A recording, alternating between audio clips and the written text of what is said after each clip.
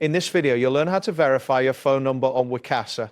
By following these steps, you will successfully complete the verification process and ensure that your contact information is up to date. Start by logging into your Wecasa account. Once you're on a dashboard, look for your profile icon or your name located in the top right corner of the screen.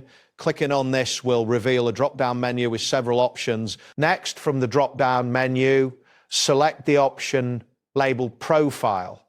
This action will direct you to your profile page where you can manage your personal details. On the profile page, locate and click the button that says Modify.